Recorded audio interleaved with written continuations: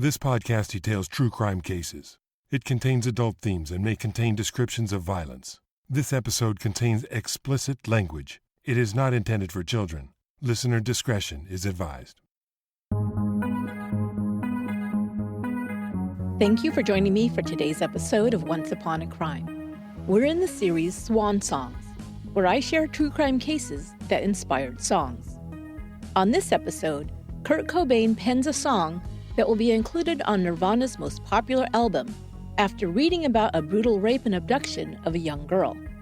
When the public learns the past history of the perpetrator, they will react with shock and anger that he was free to walk the streets and commit another heinous crime.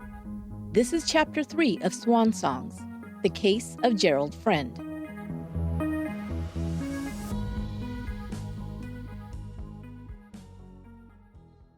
On the night of Friday, June 5, 1987, a lineup of punk rock bands was being featured at the Community World Theater in Tacoma, Washington. For a mere $4, attendees could watch 5 local bands thrash the night away. On this balmy June evening, the lineup included Frightwig, Danger Mouse, Child Support, Diddley Squat, and Thrash Forward. One 14-year-old girl was made aware of the show at the World Theater that Friday night by crudely drawn flyers created by each band and then handed out and plastered around the city. One flyer titled the concert The Slam and Jam, another A Night of Thrashin'. That last one was obviously made by either the band Thrash Forward or one of its fans, as it was listed as the headliner, complete with logo. With a flyer and a few bucks in hand, the girl made her way to the concert, which began at 8 p.m.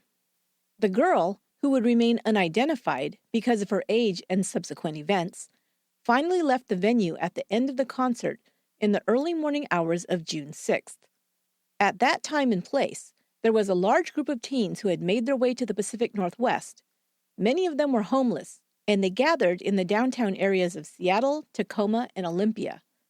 The music scene in the area was thriving, and some had come to try and make it in the music business, or because they were fans following a band, or just because it held the promise of a more exciting life compared to whatever small town they might have come from. The girl was one of the latter. She was a runaway, and just too young and too naive to be out on her own in a strange city. There were those, of course, who would take advantage of such a situation, and unfortunately for her, she would be approached by a predator of the worst variety. Whether she was hitchhiking or just walking along when the man drove up and offered her a ride is unknown, but she accepted a ride from the 50-year-old stranger, perhaps thinking he was just a kindly older man. If so, she was very mistaken. Soon after she was in his car, Gerald Arthur Friend pulled out a knife. He then drove her to his mobile home on the outskirts of town. He blindfolded the terrified girl, and over the next 24 hours, he beat, raped, and tortured her. For a time, she was suspended by her wrists from a pulley affixed to the ceiling and raped with several objects.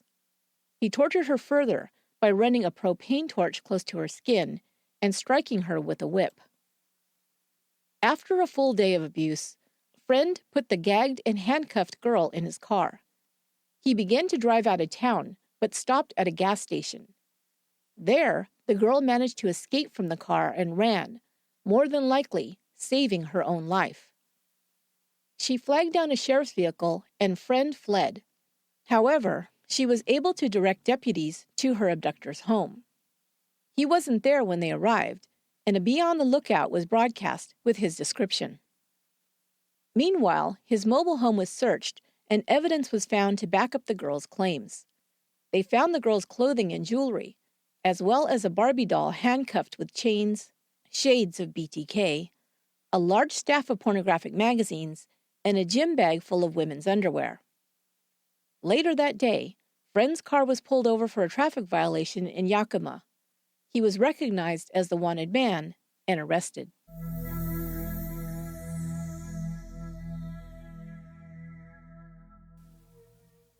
Gerald Arthur Friend's arrest and the details of his crime made the newspapers. At that time, a young musician in the area read about the abduction and brutal attack on the young girl, the details of which came to haunt him. Kurt Cobain had been trying to get his band going for a couple of years, and it had gone through several incarnations by this time. While he was still living in Aberdeen, Washington, Cobain traveled to Olympia and Tacoma to see punk bands play in clubs. He played some of these small venues with his own band. Cobain's band first went by the names Fecal Matter and then Skid Row. Thank goodness he didn't keep either of those band names, right?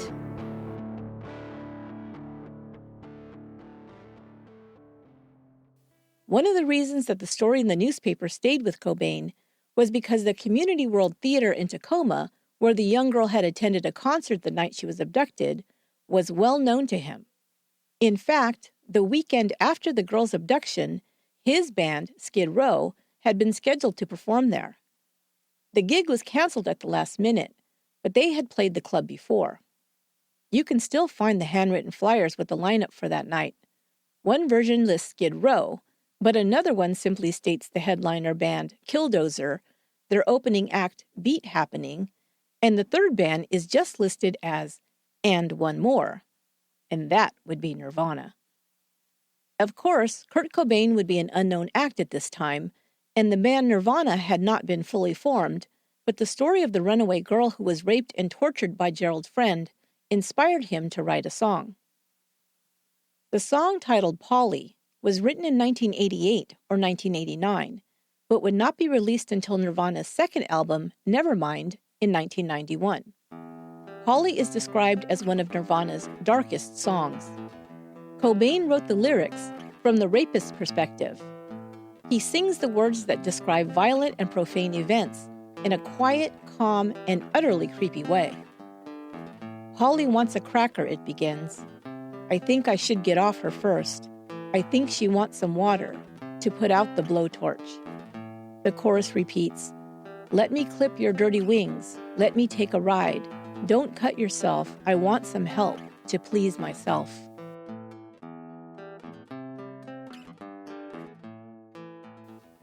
Not easy to listen to if you know what he's actually describing. By the time Polly was released as a cut on Nevermind in 1991, their first album, Bleach, had become a bestseller, and Kurt Cobain and Nirvana were on their way to becoming superstars. Cobain was asked about the song and explained that he took his inspiration for it from the account of a brutal rape of a young girl. This, as you can imagine, created some controversy. Critics of the song took offense that the band was taking a tragic and violent event and turning it into entertainment. Cobain's personality was such that the more criticism he got for being inappropriate, the more he leaned into it. His response to these critics was to say, quote, I like to write about other people and events. My own life is boring, unquote. That did not help calm the backlash, as you can imagine. Others criticized the song, saying that he got the details of the crime wrong.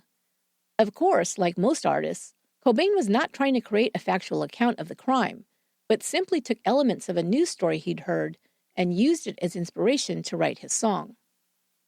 Biographers of Cobain theorized that he wrote the song from the perspective of the rapist because he was trying to bring awareness about violence that women experience at the hands of men. Women, of course, knew this fact all too well, but it's believed that Cobain wanted to bring more of this awareness to his fans, a large percentage of whom were men.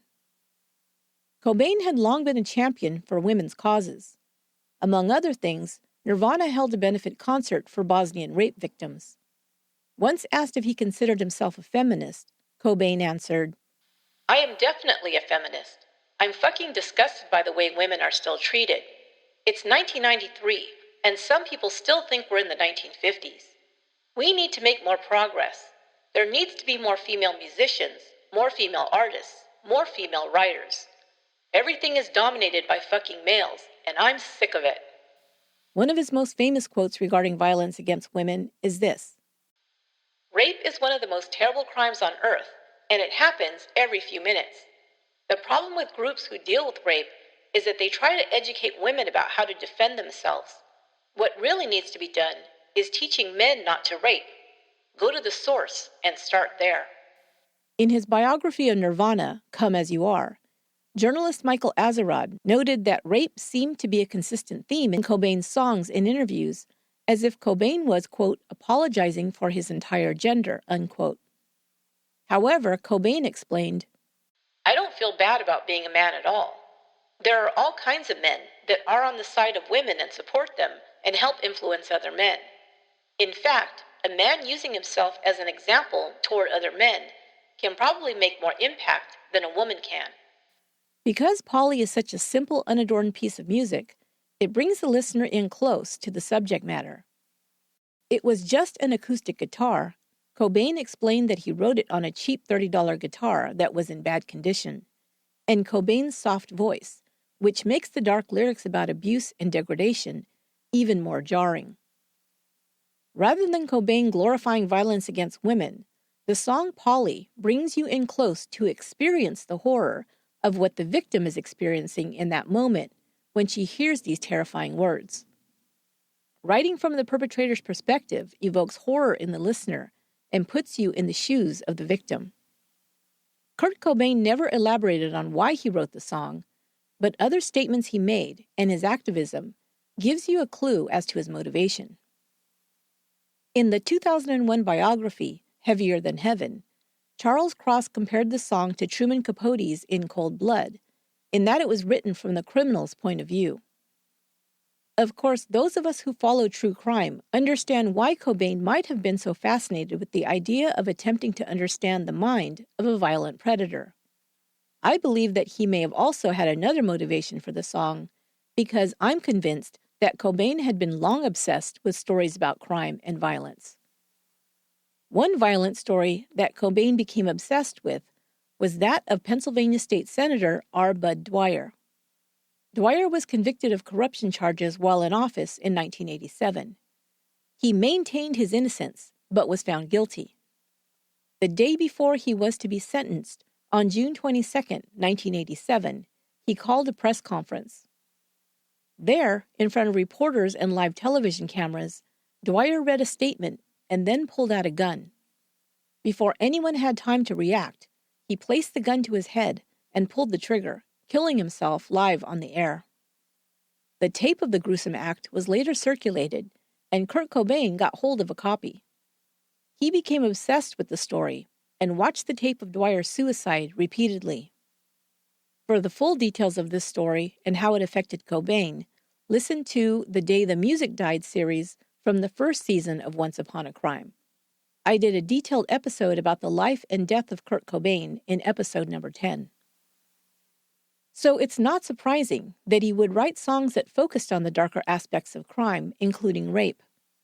He may have sought out more details of the girl's attacker, and if so, he would have discovered that Gerald Arthur Friend was a serial predator with a long history of violence against very young girls.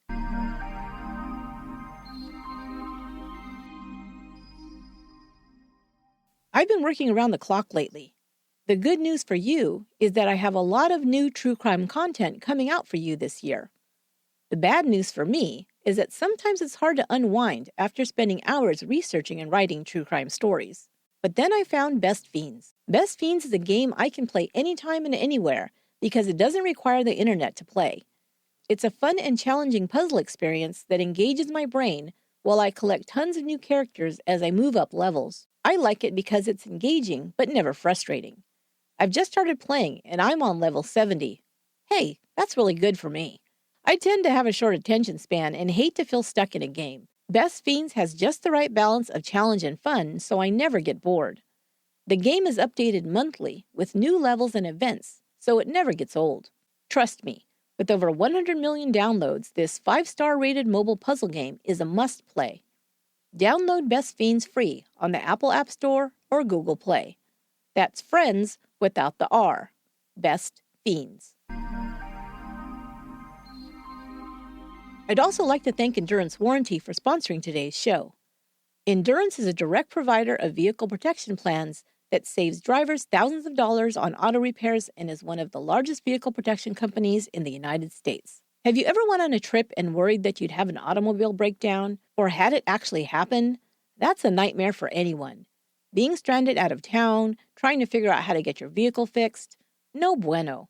But with Endurance, you can drive confidently. With Endurance and Endurance Elite membership, when a breakdown happens, they'll handle the towing and pay the mechanic directly. Endurance's auto advocates will help with everything from negotiating the best repair prices to finding you a hotel room if you're away from home. These are some of the reasons why Endurance is rated the #1 vehicle protection company by Consumer Affairs. Combined with insurance, Endurance ensures you have total protection. For a limited time, Endurance Elite membership is included with every vehicle protection plan and includes 24/7 roadside assistance, repair loans without an application, and discounts at select merchants. Insurance plus Endurance equals total protection. And right now, if you go to endurancenow.com/once, you can get $300 off an Endurance vehicle protection plan. That's endurancenow.com/once. For more information about Endurance's vehicle protection plans, visit endurancewarranty.com.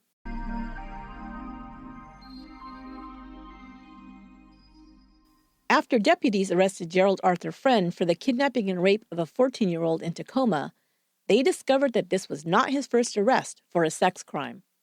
27 years earlier, Friend had been convicted of another violent rape. Gerald Arthur Friend was from Lakewood, a town southwest of Tacoma, Washington. In July of 1960, 13-year-old Robert Compton and his 12-year-old sister Candace had traveled from their home in Sumner to Bonnie Lake, where they spent the day swimming. On the way back home, the kids were walking along the road when 22-year-old Gerald Friend stopped his vehicle and offered to give them a ride. They accepted and got into the car.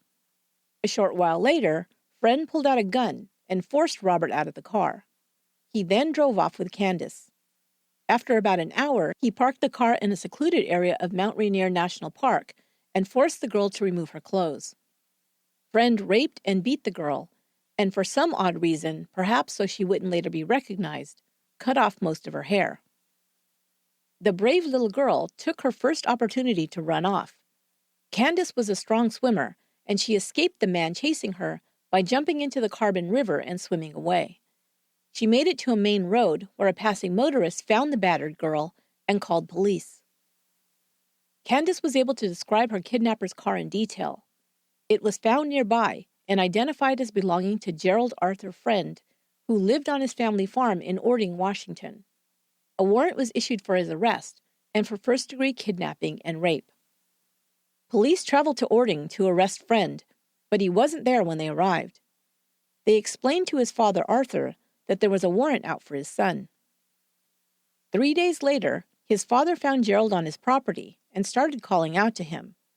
Gerald walked off and his father continued after him, telling him he needed to turn himself in to police who'd come with a warrant. Gerald told his father to leave him alone, and when he would not leave, pulled out a gun and started waving it into the air to warn him away. Arthur Friend persisted after him, grabbing his arm. Gerald pulled away and stumbled, discharging the weapon and shooting himself in the leg. Arthur hurried to get help for his injured son, but when he returned, Gerald had vanished. Arthur returned home and called the sheriff. But before the deputies could arrive, Gerald hobbled out of the woods using a tree branch as a makeshift cane. He was bleeding badly. His parents drove him to the hospital in Tacoma, and once he was admitted, Arthur called the sheriff's office to report his son's whereabouts. Deputies arrived and kept Gerald Friend under guard until he was deemed well enough to be transported to jail.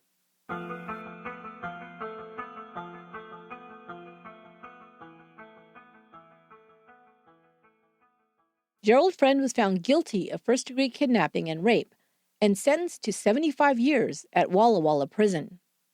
He was transferred to a minimum security unit, and while there, he escaped twice, the second time in 1978. Even so, the Board of Prison Terms and Parole decided to release Friend after serving just 20 years of his sentence. He was set free in 1980. Now, 7 years later, he was being charged with another kidnapping and rape.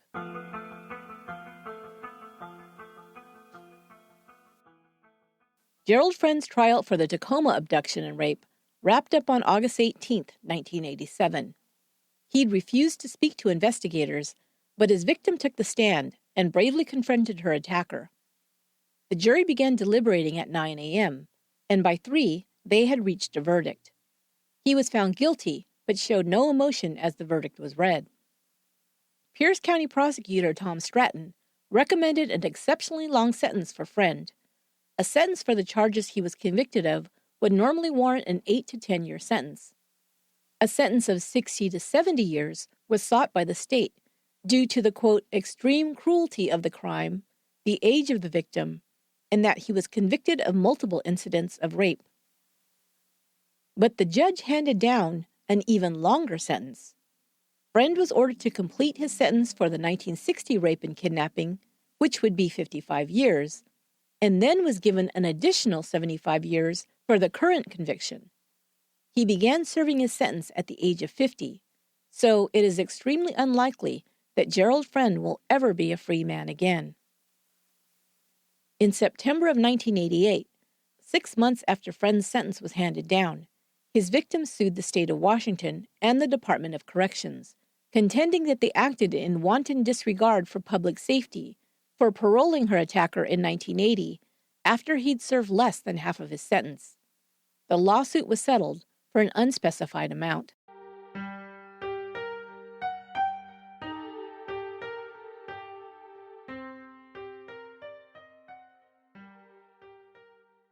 It seems likely that Gerald Friend's 2 victims might not have escaped with their lives had they not been so brave and found a way to escape. Investigators began to wonder if there might have been more victims of his that hadn't been so lucky. Since the early 1980s, dozens of women had gone missing in Washington state. Some of their bodies were found dumped in the woods near the Green River, leading to the press calling the yet unidentified murderer the Green River Killer. Because of the nature of his crimes and his proximity to the area where the women were abducted and or found murdered, Gerald Friend was named as a suspect in the Green River killings. In particular, he was investigated in the 1987 murders of 2 young girls, Jennifer Bastian, age 13, and Michelle Welch, age 12. Both girls were riding their bikes when they went missing. Michelle was found later the same day she disappeared. She had been sexually assaulted and her throat had been cut. Jennifer's body wasn't discovered until 3 weeks later. She'd been dumped in the woods after being sexually assaulted and strangled. Detectives interrogated Gerald Friend about these murders, but he denied being involved. The person found responsible for the Green River murders was, of course, Gary Leon Ridgway. Ridgway was a suspect in the killings as far back as 1983, but was not identified as the murderer until a DNA match was done in 2001. He was arrested on November 30th of that year and would ultimately be charged with the murders of 41 women. He would confess to 71 murders and be suspected of many more. In 2018, Michelle Welch's murder was finally solved when a DNA match identified 66-year-old Gary Charles Hartman as her killer. In 2019, after her family waited for answers for over 30 years, Jennifer Bastian's killer was also caught through the use of DNA. 61-year-old Robert Dwayne Washburn was charged with the crime after his DNA was found to be a match by cold case investigators. He confessed to Jennifer's murder and pled guilty. He is serving a 27-year prison sentence. Hartman pled not guilty to Michelle's murder and is awaiting trial. But her family finally has some answers, and now that Michelle's killer is behind bars, they are grateful to the cold case investigators who never gave up.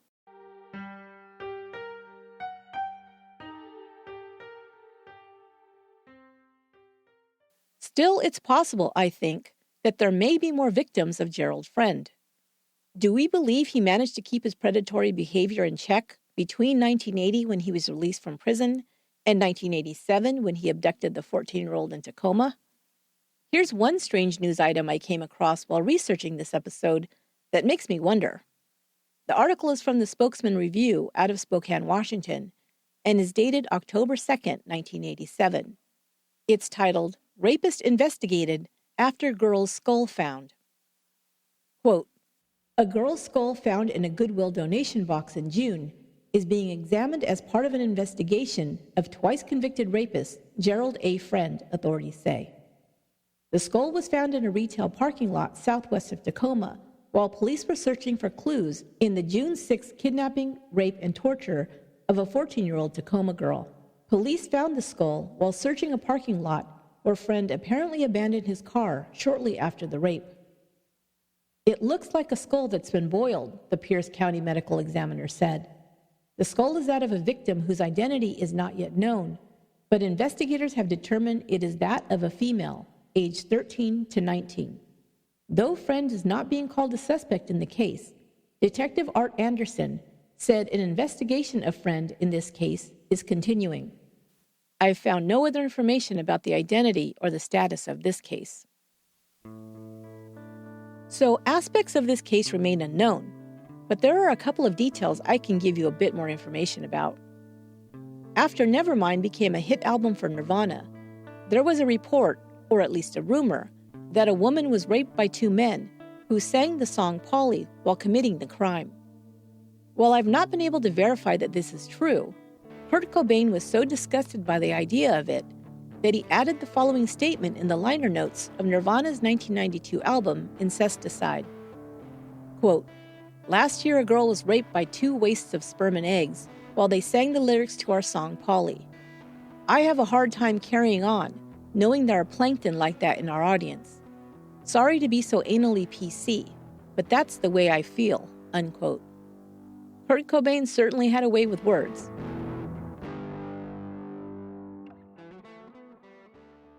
Finally, some people mistakenly believe that the song Polly was in reference to Polly Hannah Klaas, the 12-year-old who was kidnapped from her bedroom by knife point in Petaluma, California. Polly Klaas was found murdered and her killer was identified as Richard Allen Davis. He was sentenced to death. I covered this case in Season 1, Episode 21, titled True Crime Game Changers, Polly Klaas. Polly is not about Polly Klaas. The song was written in 1988 or 1989, years before the Polly Klaas kidnapping occurred, which was in October of 1993. Because the song was released several years later on the album Nevermind, some people believe that it must be about her. But Nevermind still predates Polly Klaas's murder by 2 years. It was released in 1991. That will do it for this episode of Once Upon a Crime. I hope you're all staying healthy, washing your hands, and not hoarding toilet paper. Did you know that Once Upon a Crime is a Stitcher Premium show? You can get every episode ad-free if you're a Stitcher Premium member. To sign up, go to Stitcher.com, and when you sign up for a premium subscription, use my offer code OnceUponACrime for your first month free. Once Upon a Crime is written, produced, and edited by me, Esther Ludlow. Our administrative research and production assistant is Lorena Garcia. Our copy editor is Crystal Durnan, and original music is by Aaron Michael Goldberg. Thanks for listening and telling a friend. Until next time, be good to one another.